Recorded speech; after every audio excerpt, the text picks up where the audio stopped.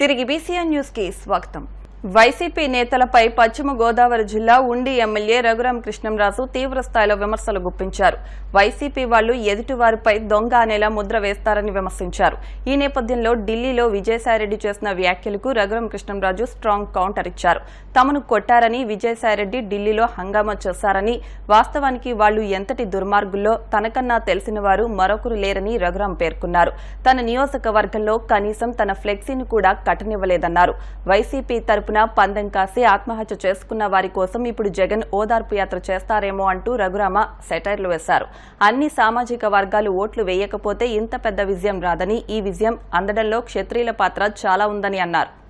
ఎన్నికైన వెంటనే ఢిల్లీకి చంద్రబాబు నాయుడు గారు వెళ్ళటం, అదే సమయంలో నేను కూడా అక్కడికి వెళ్ళినందువల్ల ప్రెస్ మీట్ పెట్టుకోలేకపోయాం.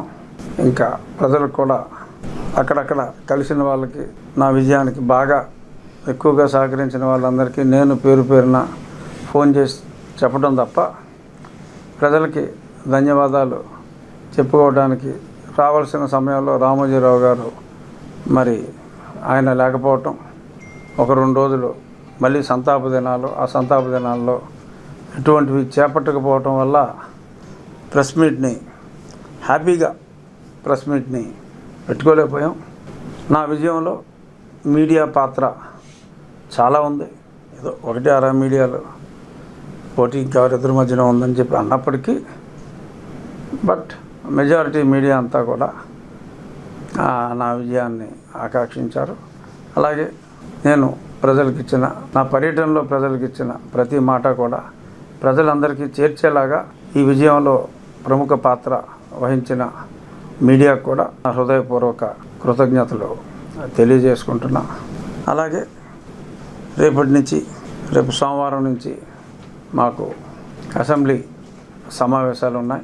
అసెంబ్లీ సమావేశాలు అయిన తరువాత నేను ఆల్మోస్ట్ అన్ని గ్రామాలు మళ్ళీ పర్యటించి ఆ గ్రామాల్లో ఉన్న ప్రజలందరికీ కూడా, ప్రతి గ్రామం కొంత సమయం పడుతుంది, ఒక 10 రోజులు పట్టవచ్చు, ప్రతి గ్రామం కూడా వెళ్ళి ఆ గ్రామంలో ఉన్న తెలుగుదేశం, జనసేన, భారతీయ జనతా పార్టీ నాయకుల్ని, కార్యకర్తలనే కాకుండా నన్ను వ్యక్తిగతంగా అభిమానించి మరి నా విజయానికి దోహదపడిన ప్రజలందరికీ కూడా నేను వారందరినీ కలిసి ధన్యవాదాలు చెప్పుకునే కార్యక్రమం రేపు అసెంబ్లీ సమావేశాలు అయిన వెంటనే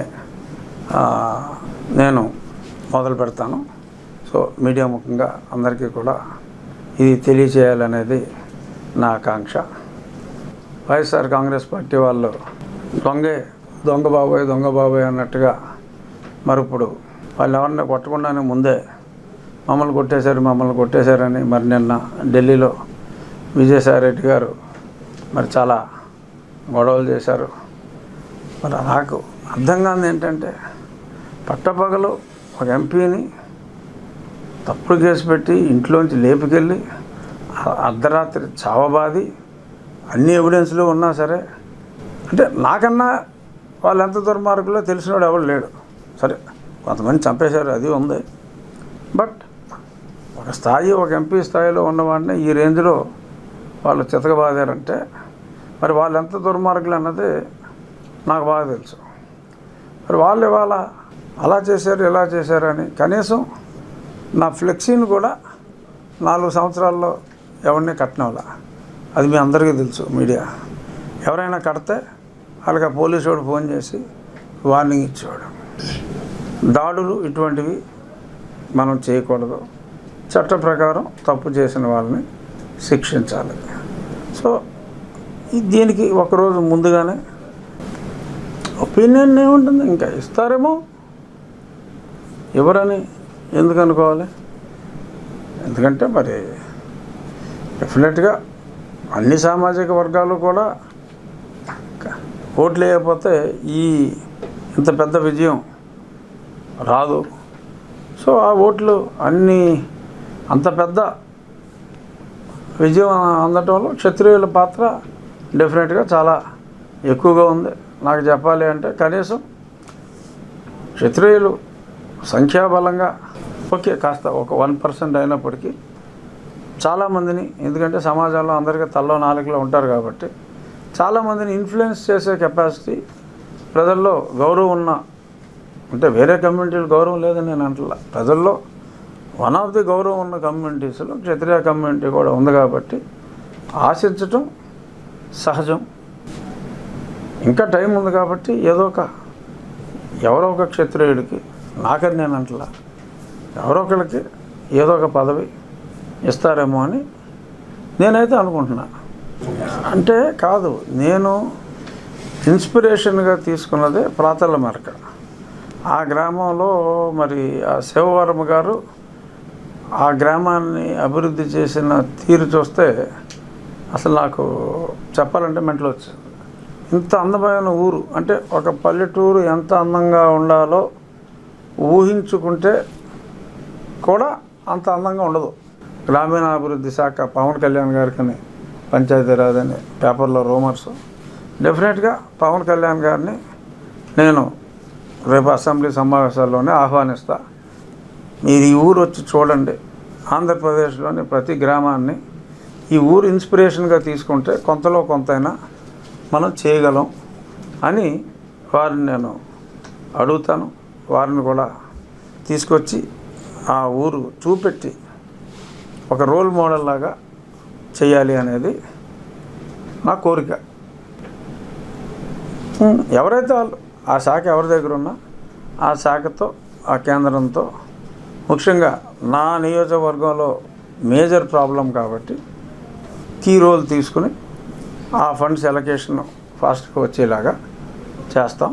ఈలోపు ఆ పరిమళ నుంచి ఆ ఉన్న లైన్కి ఆ మరమ్మతులన్నీ చేసి దానివల్ల ఒక 45-46 గ్రామాలకి, ఈ 70లో 45-46 గ్రామాలకి టెంపరీగా ఒక మంచి పరిష్కారం వచ్చే అవకాశం ఉంది. ఆల్రెడీ ఇంజనీర్స్తో అది నేను మాట్లాడాను, కలెక్టర్ గారికి కూడా చెప్పాను.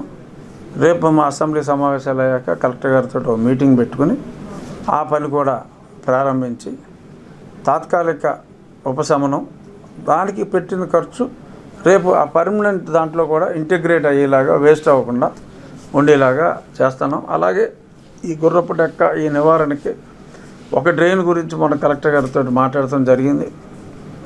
నేను కూడా ఒక ఆలోచన ఏంటంటే ఒక 2-3 బుల్డోజర్లు పర్మనెంట్గా ఇక్కడ ఇచ్చి, ఇప్పుడు కాంట్రాక్టర్లు అంటే దోపిడీ అయిపోతుంది, ఎవరికైతే అది ఉపయోగపడుతుందో వాళ్ళు డీజిల్ కొట్టించుకునేలాగా ప్రభుత్వం నుంచి సహకారం ఉంటుంది. సో కాబట్టి మీ ద్వారా ప్రజలందరికీ ఎప్పుడెప్పుడు ఏమేమి చేయబోతున్నాం, ఎక్కడెక్కడ ఆ బుల్డోజర్లు ఉంటాయి, వాళ్ళు ఎలా ఉపయోగించుకోవాలి దాని మీద ఒక స్కీమ్ వేసిన తర్వాత through media it will reach people. So ఎలా జరగాలి అనే దాని మీద ఆలోచనలు అయితే ఉన్నాయి, ఓపిక ఉంది. తప్పకుండా ఉండి నియోజకవర్గాన్ని ఒక మోడల్ నియోజకవర్గంగా చేయగలను అన్న నమ్మకం నాకుంది. సో దానికి నా ఉండిని నేను డెవలప్ చేసుకోవాలంటే దానికి పెద్ద పదవులు అవసరం లేదు, మంత్రులందరూ నాకు తెలిసిన వాళ్ళే, ఇబ్బంది ఏమీ లేదు, బ్రహ్మాండంగా జరుగుతుంది. పశ్చిమ గోదావరి జిల్లా జగన్నాథపురం గ్రామంలో మాజీ డిప్యూటీ సీఎం కొట్టు సత్యనారాయణ పర్యటించారు. ఎన్నికల ఫలితాల అనంతరం అల్లరిమూకలు ధ్వంసం చేసిన గ్రామ సచివాలయ శంకుస్థాపన, ప్రారంభోత్సవ శిలా ఫలకాలను పరిశీలించారు. ఈ సందర్భంగా ఆయన మాట్లాడుతూ ఎన్నికల్లో గెలుపు ఓటములు సహజమని, దాడుల సంస్కృతి సరికాదన్నారు. ఈ కార్యక్రమంలో స్థానిక నాయకులు ముప్పడి సంపత్ కుమార్, కర్రి భాస్కర్రావు, ఎం వెంకట్రామిరెడ్డి, ఎం సుబ్బారావు, బండారు నాగు, చిట్టూరి బాపన్న తదితరులు పాల్గొన్నారు. చక్కటి ఒక సెక్రటేరియట్, ఒక రైతు భరోసా కేంద్రం, ఒక విలేజ్ హెల్త్ క్లినిక్, ఒక పక్కన డిజిటల్ లైబ్రరీ, ఈ గ్రామ ప్రజలందరికీ ఉపయోగపడటం కోసం ప్రభుత్వ చిత్తశుద్ధితోటి పెద్ద ఎత్తున కోట్లాది రూపాయలు ఖర్చు పెట్టి ప్రజల కోసం చేస్తే ఇవాళ వచ్చి వాళ్ళు పగలగొట్టేసి దీన్ని శంకుస్థాపన చేసినది కానీ ప్రారంభోత్సవం చేసిన శిలాఫలకాలని పగలగొట్టేశారంటే వాళ్ళ కొవ్వు ఎంత మందం పెరిగిపోయిందో దీన్ని బట్టి అర్థమవుతుంది. అంటే ఇది చంద్రబాబు నాయుడు ఇచ్చిన సూచనల మేరకు పగలగొట్టారా, లేకపోతే ఇక్కడ ఉన్న గ్రామ కార్యకర్తలే వాళ్ళ దుర్మార్గానికి పరాకాష్ట. ప్రభుత్వ భవనం పైన వాళ్ళు పెట్టిన పోస్టర్, ఒక పక్కనేమో శిలాపలకాలు, బిల్డింగ్ ఫౌండేషన్ పలకాలు పడుకుంటారు, పైన వాళ్ళు చంద్రబాబు నాయుడు, పవన్ కళ్యాణ్ వాళ్ళ పోస్టర్ పెట్టారు. మరి ఇది ప్రభుత్వ ఆస్త లేకపోతే తాతగారు ఆస్త? మీకు ప్రజలు ఓట్లేసింది ఏదో శుభ్రం, మరి మీరు హామీలు ఇచ్చారు, సూపర్ 6 అన్నారు, లేకపోతే ఇంకేదేదో ప్రలోభ పెట్టారు, అయ్యో చేస్తారని ప్రజలు మీకు ఓట్లేస్తారు. అంటే మీరు ఉన్న ఆస్తులు, ప్రభుత్వ ఆస్తులను పగలగొట్టామని ప్రజలు ఓట్లేసినట్ట? అంటే మీ భావన, మీరున్న కార్యకర్తల ఆలోచన, ప్రజలు మీకు ఓట్లేసింది ప్రభుత్వ ఆస్తుల్ని ధ్వంసం చేసి ప్రజలకు ఉపయోగపడే ప్రభుత్వ సంస్థల్ని దుర్మార్గంగా పాడు చేయమని మీకు ఓట్లేసినట్ట? అంటే మీ భావన, మీరున్న కార్యకర్తల ఆలోచన, ప్రజలు మీకు ఓట్లేసింది ప్రభుత్వ ఆస్తుల్ని ధ్వంసం చేసి ప్రజలకు ఉపయోగపడే ప్రభుత్వ సంస్థల్ని దుర్మార్గంగా పాడు చేయమని మీకు ఓట్లేసినట్ట? మీ దుర్మార్గం ఎంతవరకు, పరాకాష్ట ఎంతవరకు చేస్తారో చేయండి. తగిన శాస్తి జరుగుతుంది జరిగే సమయం వచ్చినప్పుడు. ఏదైనా ఇటువంటి చర్యలు చాలా దుర్మార్గం. మరి ఇటువంటి చర్యలు 2019లో ప్రజలు మిమ్మల్ని ఓడించినప్పుడు కొత్తగా అధికారం చేపట్టిన వైఎస్ఆర్ కాంగ్రెస్ ప్రభుత్వం కానీ, ప్రభుత్వ పెద్దలు కానీ, పార్టీ కార్యకర్తలు కానీ ఎక్కడ ఏ రకంగా ఎటువంటి ప్రతిస్పందన కానీ లేదే. ఎంతో హుందాగా పరిపాలించామే. ఇవాళ తెలుగుదేశానికి అంట కాగినా మీకు ఇచ్చే పథకాలన్నీ ఇచ్చామే. ఈ జగన్నాథపురంలో, మాధవరంలో ఇన్సూరెన్స్ రూపంలో పెద్ద అమౌంట్లు, 2 లక్షలు దాటిన అమౌంట్లన్నీ ఆగిపోతే ప్రత్యేకంగా నేను శ్రద్ధ తీసుకుని 2 కోట్ల రూపాయలు ఎలక్షన్ ఇంకా 2 నెలల ముందు ఉందనగా తీసుకొచ్చి రైతులందరికీ ఇచ్చానే. దాంట్లో ఎంతమంది తెలుగుదేశంలో ఉన్నారు? అందరూ 3 వంతులు తెలుగుదేశం వాళ్ళు ఉన్నారు. రైతుకి న్యాయం చేయాలి, ప్రజలకు న్యాయం చేయాలని మేము పాటుపడితే, మేము ప్రజల కోసం ఇక్కడ ఇన్ని సౌకర్యాలు కలగజేసి ప్రజలకి పరిపాలన అంతా కూడా ఇక్కడ గ్రామంలోనే అందించే పరిస్థితి తీసుకొస్తే ఈ రకమైన ధ్వంసరచన చేయడం మీ యొక్క మనస్తత్వాన్ని, మీ యొక్క రాక్షస మనస్తత్వం తెలియజేస్తుంది. మరి ప్రజలు మీరు ఇలా పగలగొట్టమని మీకు ఓట్లేసి గెలిపించారా? మరి దేనికి ఓట్లేశారన్నది ప్రజలు గమనించాలని కూడా ఈ సందర్భంగా ప్రజలకు నేను వార్తలు ముగించే ముందు ముఖ్యాంశాలు మరొకసారి. విజయవాడ దుర్గమ్మను దర్శించుకున్న ముఖ్యమంత్రి చంద్రబాబు, ఆలయ మర్యాదలతో స్వాగతం పలికిన అధికారులు.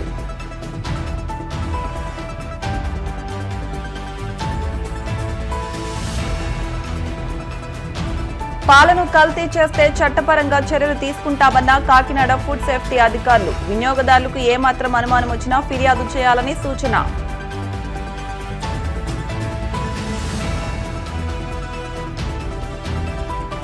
జగన్నాథపురం గ్రామంలో పర్యటించిన మాజీ డిప్యూటీ సీఎం కొట్టు సత్యనారాయణ, సచివాలయాల శిలా ఫలకాలను ధ్వంసం చేయడం సరికాదంటూ సూచన.